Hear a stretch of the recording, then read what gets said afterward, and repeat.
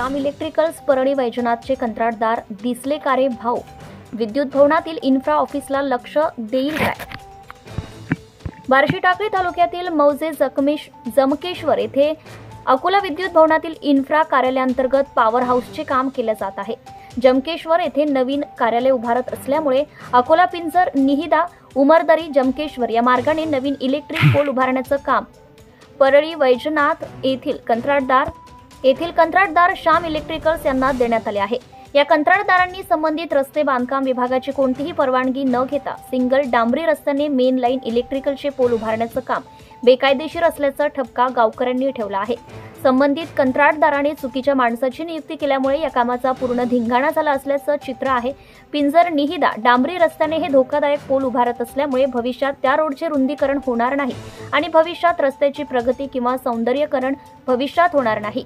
त्यामुळे गावकऱ्यांनी हे काम तातडीने बंद करावे अशी मागणी संबंधित विभागाच्या अधिकाऱ्यांकडे आणि या मतदारसंघाचे आमदार श्रीमान हरीशभाऊ पिंपळे यांच्याकडे मागणी केली आहे।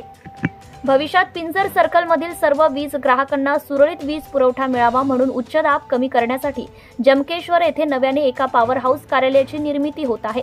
त्यामुळे या मेन लाईनला इलेक्ट्रिक पोल उभारणे असल्याने याचा कंत्राट परळी वैजनाथ येथील श्याम इलेक्ट्रिकल्स यांना देण्यात आलाय अशी माहिती इन्फ्रा कंपनीच्या अधिकाऱ्यांनी माध्यमांना दिली आहे। श्याम इलेक्ट्रिकलचे सुपरवायझर किंवा मुकड्डम हे शासनाच्या अंदाजपत्रकाप्रमाणे कामे करीत नसून बेकायदेशीरपणे कामे करीत आहेत।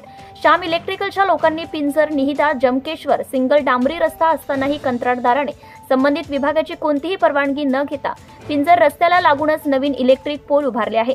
त्यामुळे या रस्त्याचं भविष्यात रुंदीकरण होणार नाही किंवा सौंदर्यीकरण होणार नाही असा आरोप निहिदा उमरदरी व इत्यादी गावच्या सरपंचांनी तसेच गावकऱ्यांनी केलाय।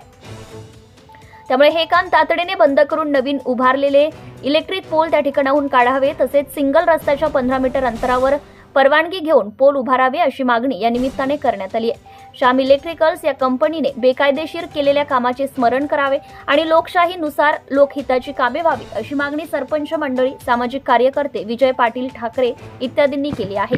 प्रदीप गावंडे, अकोला जिल्हा प्रतिनिधी। आपल्या परिसरातील ताज्या आणि महत्त्वाच्या बातम्या पाहण्यासाठी आजच आपल्या धुमाकूळ महाराष्ट्र न्यूजला YouTube वर सबस्क्राइब करा आणि बेल आयकॉन प्रेस करा।